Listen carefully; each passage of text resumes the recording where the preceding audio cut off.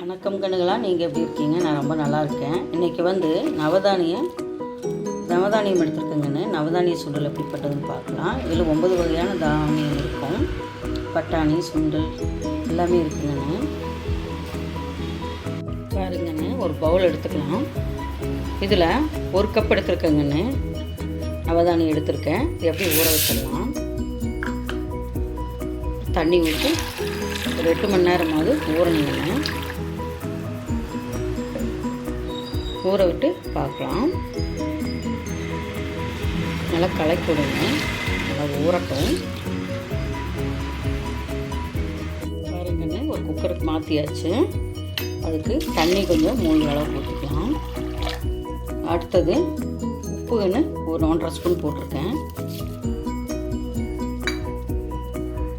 குக்கரை மூடி போட்டுடலாம். மேலே ஆவி வந்துச்சு. விசில் போட்டுக்கலாம். ஒரு 7 விசில் வரணுங்கண்ணே. வந்துட்டு பார்க்கலாம். பாருங்கண்ணே, வெயிட் போயிடுச்சு. பார்க்கலாம். திறந்தாச்சு. பாருங்கள் எப்படி வந்திருக்குன்னு பார்ப்போம். பாருங்கள் எப்படி குழம்பு வந்துட்டு ஓரளவுக்கு நல்லா வந்திருக்கு.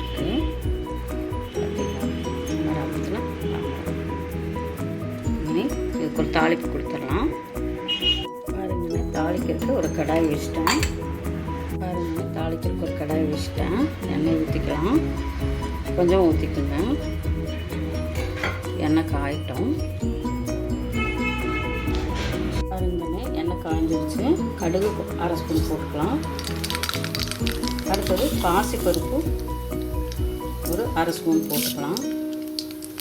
அடுத்தது கடலைப்பருப்பு ஒரு 1/2 ஸ்பூன் போட்டுக்கலாம். நல்லா செவக்கட்டும். நல்லா செவந்துச்சு. பெரிய வெங்காயம் ஒரு 2 வெங்காயம் பொடி பொடி அரைச்சிட்டு அதையும்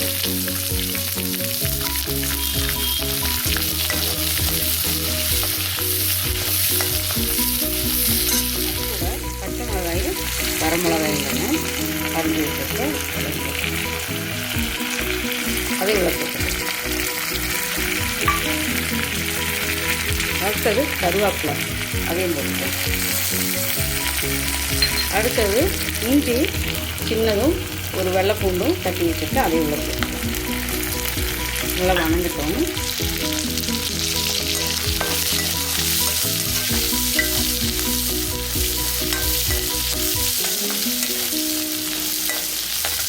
நல்லா வணங்கிட்டு ஒரு 5 நிமிஷம் நல்லா வணங்கிடுச்சு.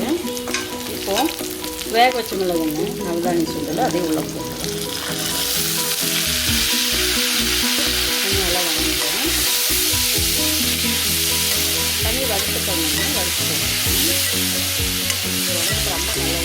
நவதானியம் எந்த தானியம் இருக்கிறபோது எல்லா சத்து இதில் இருக்குது. அடுத்தது தேங்காய் வந்து ஒரு 1/2 கப்பு. இந்த ஒரு கப்பில் 1/2 மூடி தறி வச்சுக்கோங்க. இதையும் போட்டுக்கலாம். தேங்காய் வேணுன்னா போடுங்க, ரொம்ப நல்லாயிருக்கும். வேண்டாதுன்னு ஸ்கிப் பண்ணிக்கலாம். தேங்காய் போட்டால் ரொம்ப டேஸ்ட்டாக இருக்கும். குழந்தைகளாம் விரும்பி சாப்பிடுவாங்கன்னு ஸ்கூல் விட்டு வந்ததும் இந்த மாதிரி செஞ்சு விடுங்க. இது உடம்புக்கு ரொம்ப நல்லது. ரெடி ஆகிடுச்சு. இப்போ கொத்தமல்லி இலை வந்து பொடி பொடியை நறுக்கி வச்சுருக்கேன். அதையும் போட்டுக்கலாம். அப்படியே ஸ்டவ் ஆஃப் பண்ணிடலாம். பாருங்கள், சூப்பராக ரெடி ஆகிடுச்சு. பாருங்கண்ணே, நவதானிய சுண்டல் ரெடி ஆகிடுச்சு. இது சாப்பிட்றதுக்கு சுவையாக இருக்குங்கண்ணே. குழந்தைங்க ஸ்கூல் விட்டு வரும்போது இது ஈவினிங் ஸ்நாக்ஸாக கூட செஞ்சு கொடுக்கலாம். குழந்தைங்க விரும்பி சாப்பிடுவாங்க. நீங்களும் வீட்டில் ட்ரை பண்ணி பாருங்கள். லைக் பண்ணுங்கள், ஷேர் பண்ணுங்கள், கமெண்ட் பண்ணுங்கள், சப்ஸ்கிரைப் பண்ணுங்கப்பா. பாய்.